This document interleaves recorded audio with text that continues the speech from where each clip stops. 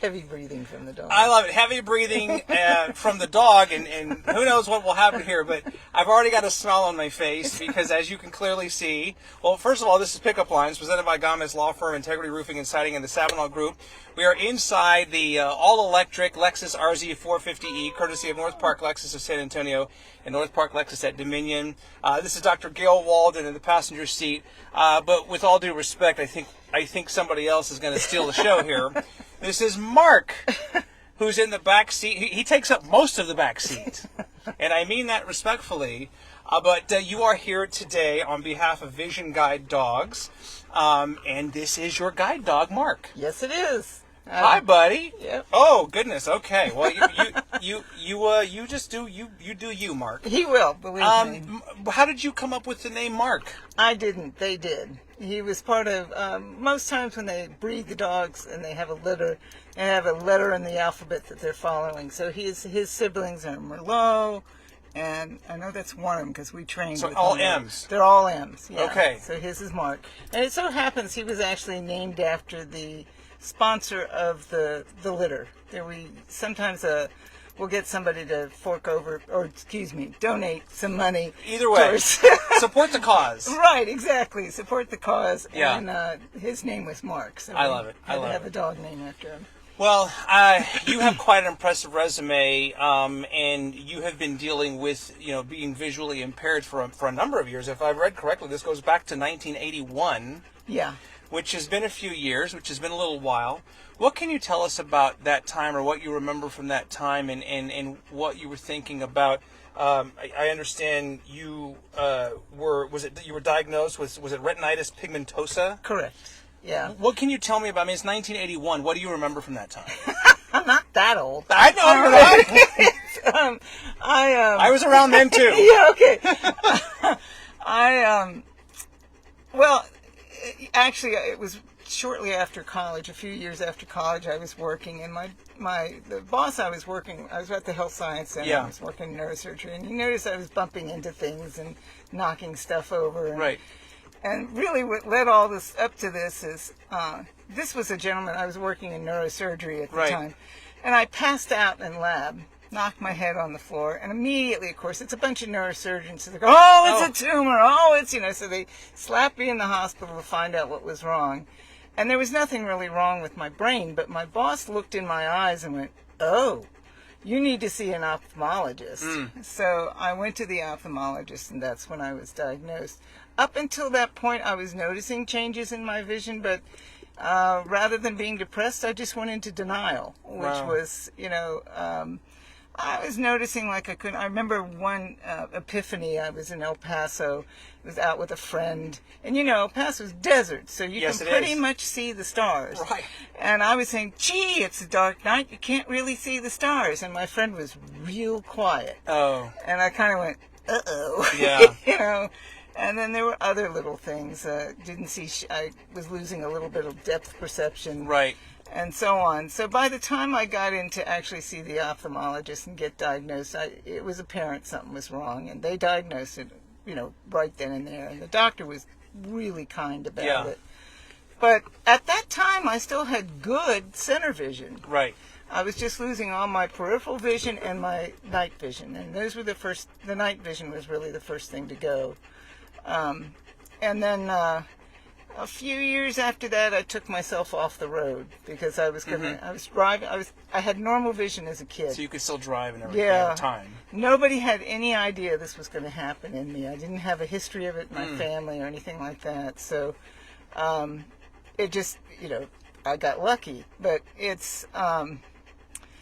So I had to take myself off the road because I was having fender benders all the time. Oh, wow. And particularly in parking lots when people come up on the left or right of you and you don't. Was it because depth perception and those peripheral you just couldn't? The peripheral, I wouldn't see them. I wouldn't see them until they were already there. It was too late to do much. Yeah. So that went on, and I eventually stopped driving. At the time I was married. And then, I just kept working, and I still had center vision, so I was okay. I could read computers, I could read text, I could read everything. Right.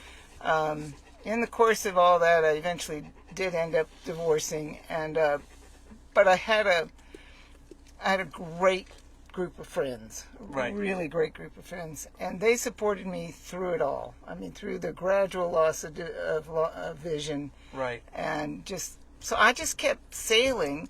I admit I didn't get depressed so much as I said I maintained that state of denial. Yeah. You know? It's like, why? So anyway, by 2001 or something, I started to go, well, it was before then. It was in the 80s, late 80s. I started using a white cane. 90s, I started using a white cane. Yeah. And I was working at the VA hospital, and I really didn't like it because you end up tapping the floor and the wall and the floor and the wall and trying to get around. It was slow. It was tedious. And the main thing for me, it was like waving a big flag that said, "Look, I'm disabled." And I didn't feel disabled. Right. Right. So I didn't like it. And of course, I was one of those people that felt that you had to be totally blind or seriously blind before you could get a guide dog. So I just thought I had to lose more sight. Then I found a different guide dog school and found out that wasn't true. And I got my first guide dog in 2001. Okay. Because Mark is your fourth dog? Yes, he's my fourth dog. So he's your fourth one, and he is, I think, getting a kick out of the camera. He's been looking directly into the camera. He's rested his chin or his head on my shoulder a couple of times.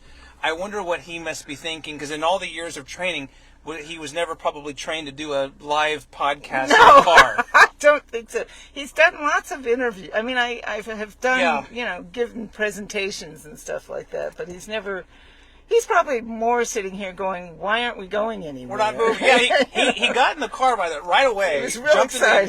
And he's probably waiting. He's like, why aren't we going in reverse yet? Right. No. So that's pretty fascinating. And you went on, I mean, again, this is 43 years ago. You went on, you got multiple, higher education degrees. You're Dr. Gail. Yes, I am. As I was telling you. How difficult was that? Was that something you always wanted to do before you became visually impaired? Your educational journey. What about that? Yeah, as a kid growing up, my father was a psychiatrist, my mother was a social worker. I was groomed to go into medicine. When I went to college, I was pre-med. But at some point in that college, I kind of went, I don't want to be a medical doctor. I don't want to be a clinician. Right. I loved research for some reason, and I got sucked into a couple labs to help out, and that's what I really liked doing. And so then I came to the Health Science Center, and it was like a mecca. It's like, I didn't even know they had places like this. Right. So I got into that, and I worked for about 5 or 10 years, and said, no, I need to do something more. I don't want to just keep working. So I went for my Masters in Public Health. Mainly under the support of a couple friends who were also in public health. And it was a great thing for me because it's multifaceted, and it, I get to use all my skills, so to speak. Yeah. And I did that. I didn't actually practice public health, but I went into it thinking, well, I'm going to learn how to use data and how to do surveys and all this kind of stuff. So I kept I was in rehab medicine, no less, which is a great place to be. Right. First point for people who are visually impaired, if you're going to lose your vision, try and find a job that works for the government, because they have to meet. They have to. Yes, yeah. They have to meet ADA and give you accommodations.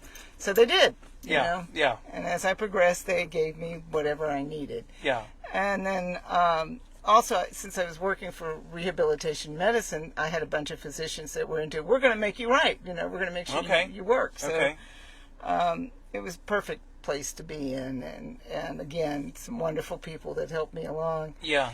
After about 10 years, I decided, I was looking at my friends or my colleagues, and people were scrambling to write grants. And I kind of went, I should be able to do that. But you had to have a PhD minimum, really, to do it. So I thought, well, what the heck?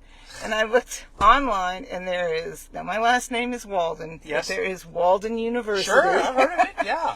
And I applied for in their public health program, which is accredited, and it took me, dare I say, 10 years to do it. It was like 4 years of classwork, but you realize I was working full time while this was going on.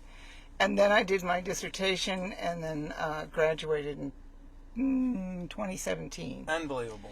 And one friend put it, not many people can get a PhD with their eyes closed. And I kind of went, well, that's a good way to look at it.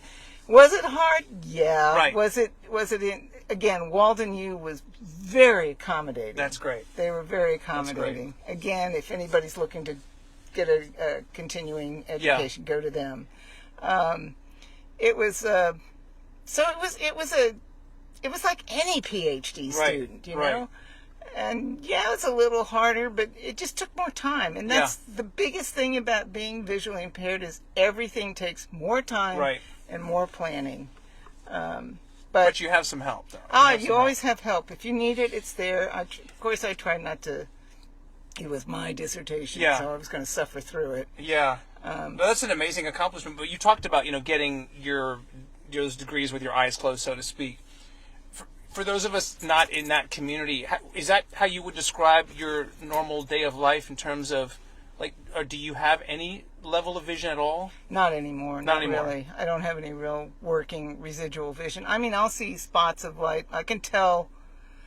Well, I just asked because you came out of your house, you got into the car, you were handling Mark and everything, and I was just trying to get. Notice I was going to put him in the front seat. Well, he was going to drive the car. I mean, but I stopped him before he got in the driver's seat. But when you think, I think it's the advantage of being visual as a kid. Yeah. And as a young adult. So I knew how to drive. I know what a car's like. I know my house really well. Yeah. The dog has patterns that he's been taught. Sees car. He recognizes somebody's out there to greet me, so he goes to the car. But he had never met me, obviously, and he came up right to me like I was. He was expecting you to. Yes. Okay. Yeah. Now I think he's staring a hole through the pouch on your waist there. I think he realizes that he's been sitting here good denied. for a while. Yes. And so I'm assuming those are treats in it.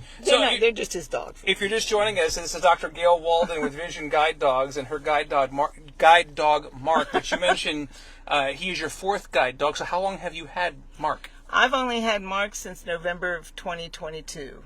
Okay. So we're still kind of new. Which is not too long after the nonprofit started, Vision Guide Dogs. As I was reading, I thought it had been around for a while, but it's about 2022 when it got kicked off. It all kind of happened at the same time. Yeah. Some of us were. I was at a different guide dog school at the time, but the trainers who are GDMIs, guide dog mobility instructors, kind of left. Mainly because of changes in the format and stuff like that.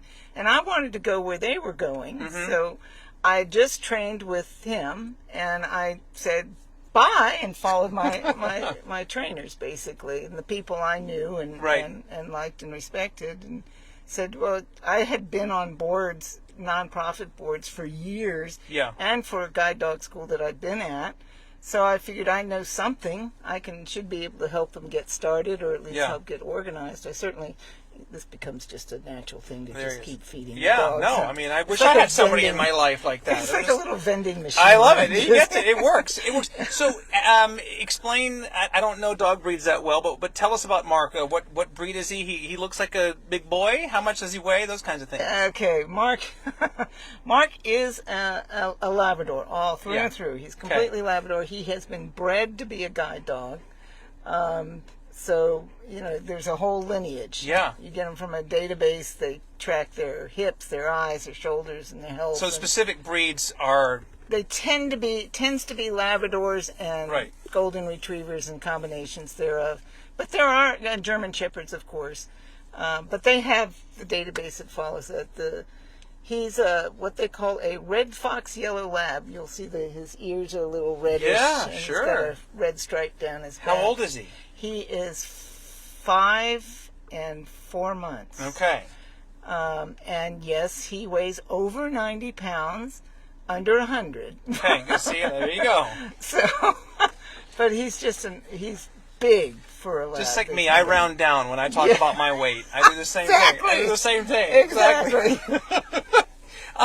So let me ask you this again. He's sitting in a stranger's car, very comfortable. I'm obviously right here. if I were to pet him, or does he get really defensive if somebody kind of gets in your personal space? No. No. Because he's been trained for all of this. Yeah, they aren't, exactly. They are not trained to be protective. Now, what he will do, and one of my other dogs was notorious for this, if he didn't particularly like the person for some reason, he just walks between them and me.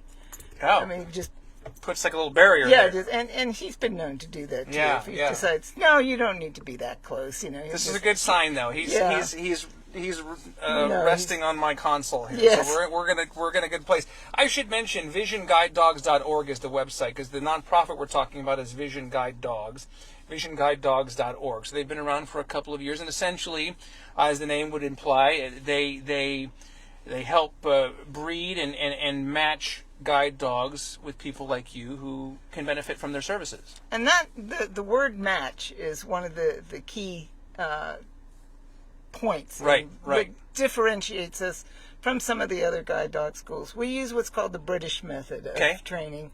And in that, the idea is it's not a first come, first served basis. Right. We assess the client and we assess the dogs, and then we try and match the best combination. So if you had somebody that walked a little slow, you wouldn't want a dog like him that steps out. You wouldn't want to match him with that. I see.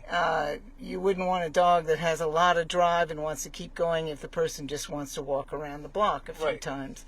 So that, and if some people are just better at handling dogs, so you might want one that's more what we call bomb-proof than another one. Right. So you pay attention to the temperament and what the dog is like, and our idea behind that is you set everybody up for success. Yeah. And it's done by the trainer. The GDMI will go interview the client, the potential client, and then he knows the dogs because he's training them. Right. And if it matches, we'll do it. We just unfortunately had one lady that we had a dog, but she had another dog at her house, and it was just apparent that her other dog and this one was not going to get along. Happen. But that does not mean that you can't have pets. I mean, I have other dogs. I was going to ask, but you mentioned another dog, so they can coexist. Oh, yeah. Yes, they can. It was just the one she had was just not. Yeah. For whatever reason, they weren't going to make. He didn't want to put him on pressure the guide dog, particularly since she was going to be a brand new user. So I got it. And that's the kind of thing they take into consideration instead of just saying, "Can you ask your dog to sit?" And if the dog sits, that's your dog. Wow. It's not the way it's done. Okay. We're more careful about that. But essentially, in the course of a typical day, and like today, he is by your side at all times. Pretty much. When we're in the house. When we're in the house, he's pretty much just another dog. Right. But his house manners are probably better than some dogs. Right. Is there a specific skill, or, obviously he helps you navigate around things and keep you safe, and I think a lot of us would expect those kinds of... Is there a specific skill or thing that he does that either would be unique to him or that we might not think, oh, wow, Mark can do this too? Let me tell you a story about it one time. This is one of the things that he and my former guide dog were particularly clever. That you need a dog that's capable of making decisions. And so I was walking down the side, walking to work. About a mile to the bus stop or something. And there was this one stretch of sidewalk where the hedge would hang over the sidewalk, and the driveways were, undulating a lot. Right. And so it was kind of tricky for both of us to get through. And one day, every time we came up to it, was always kind of like we both did a heavy sigh to go, all right, here we go again.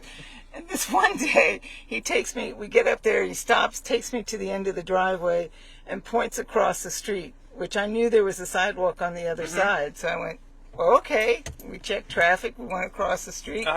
Perfect. We sailed right on up to the, no problems. The sidewalk was in better shape. There was no hedge. We've done that ever since. And he could tell that. He figured it out.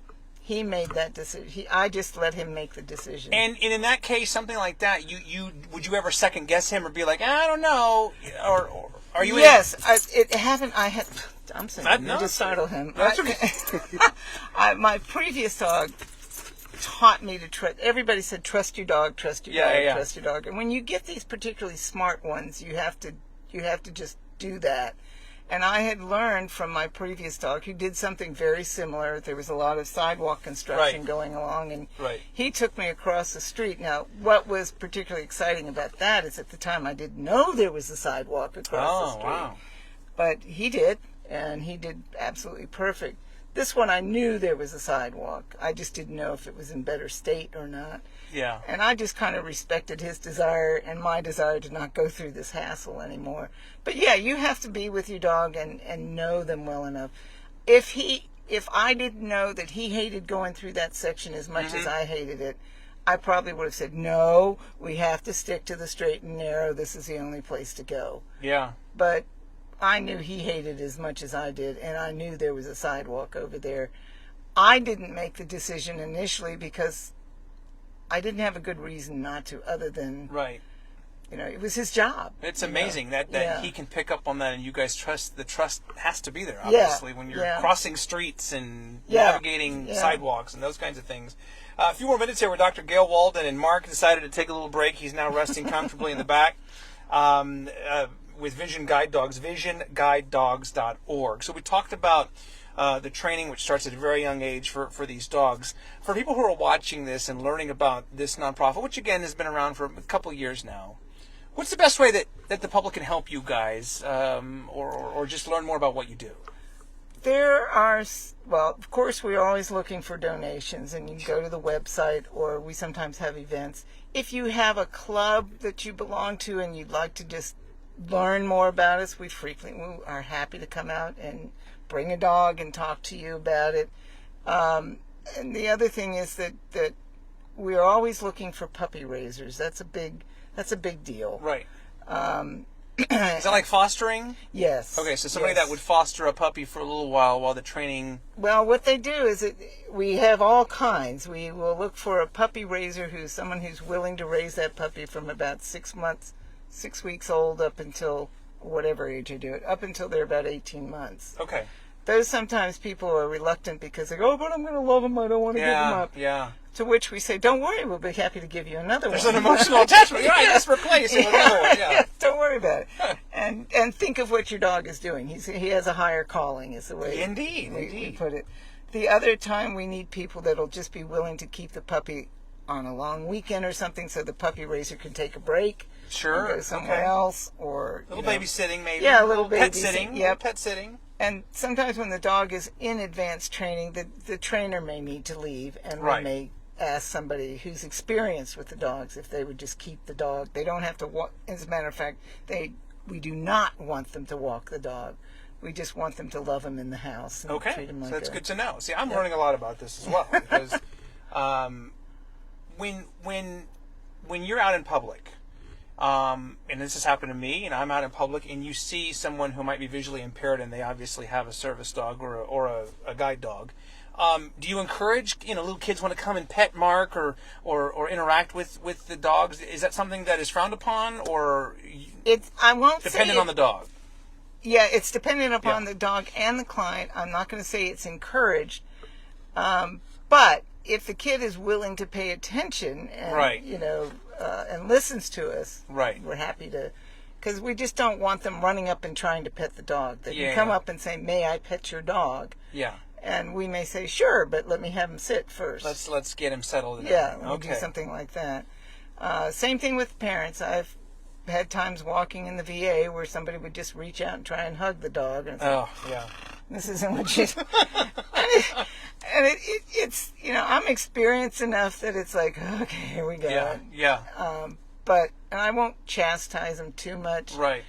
But that's not the way to do it. And it doesn't, particularly somebody who's a little less experienced with their dog, or the dog is new, if you look at them in the eye, it's enough to distract them. So I usually tell people, if you want to pet the dog, don't look at the dog. Look at me and ask if you can pet the dog. No, that's great, and that's hopefully what part of this is here. It's just spreading awareness, because I think people generally they come from a good place, so they have great intentions. But the last thing you want to do is alarm the dog, or obviously put its handler in any kind of jeopardy. That's what happens, because the dog is like, oh, look, another friend, and then he just goes over there. Takes off. Yeah, and I'm left hanging on going, I don't know where we're going now. Exactly. A couple more minutes here with Dr. Gail Walden. A couple of people have commented Mark is cute and adorable, and so he's getting very positive returns, as I expected he would. So he's large, but he is cuddly. He is large. Hi, oh, look, and right on cue. He's back. Did you call me? Yes, we said his name. Yes, that's all. And he's looking at the. Any final thoughts about Mark, or anything you'd like our viewers to know about what you guys do and how special he is? He is very special. I have to. We just put out a newsletter, and it is Independence Day, So I have to say, the thing about a guide dog is they really do give you a level of independence you might not have otherwise. And they're social icebreakers. That's a big thing. So if you're running, I had experience with a cane, and people tend to avoid you because they don't know what to do. Right. But when you have a dog, they at least want to meet the dog, and all of a sudden you have somebody who is willing to meet you, and you can keep doing whatever it is you do. You just do it faster, right? In some cases, more safely. But Mark is very clever, and I've never had a dog that cares as much as this dog does. I one time tripped pretty severely, and from then on, for the rest of the walk, he'd indicate everything that I could possibly trip over. To the point, it's like, it's okay, Mark. You don't have to worry. It just happened. Don't worry. He took it personal. Yeah, it was I'm so sorry. No, and he does that by with a movement or with a sound, or how does he alert you? What he will do a lot of times is he just stops and then he turns his head and says, just don't go beyond this point. Got it. And then I just have to figure out what it is he's trying to indicate to me. I love it. Well, it's just fascinating. And like I said, I've learned a lot today, and hopefully we've raised awareness about the visually impaired community, guide dogs, the match. The nonprofit, one more time, is Vision Guide Dogs, visionguidedogs.org. If you'd like to learn more about what we've talked about, and Dr. Gail is a member as well, so your bio is on there. And one more time, visionguidedogs.org. I have certainly enjoyed this. Thank you very much. Mark's one of the more better behaved guests we've had here. Yeah, really. He did really well. And I should mention too, because you told me this, so we laid down this cover, this seat cover in the back, and you said this is exactly what you would use to transport him. So I had put a blanket down or a towel, but you gave me this, or you lent me this cover that hooks onto the headrest and everything. Yeah. So this is what he uses, because among his many great qualities, Mark sheds a little bit. Yes, he does. But that's okay. He also hangs off the seat, and it's just a good way to protect the seat. Well, he's got his rear end on the seat right now, and his two front paws are on the floor of the car, so it might not be they're like, when are we going to wrap this up? Let's wrap it up. No, thank you so much for what you do, for the education, for the awareness, and for making my day today. I really enjoyed it. Oh, I'm glad. Well, I think you've done the same for us as well. Fascinating stuff. Dr. Gail Walden and Mark here with Vision Guide Dogs, visionguidedogs.org if you'd like to learn more. And there you have another episode of Pickup Lines presented by Gamez Law Firm, Integrity Roofing and Siding, and the Sabinal Group. We'll be back again very soon. This is going to be tough to top here. Well, I might have to have a dog every time on the show. I'll loan you, Mark. You'll loan me, Mark. All right, we'll be back again very soon. Have a great day. We'll see you soon. Thank you. Bye.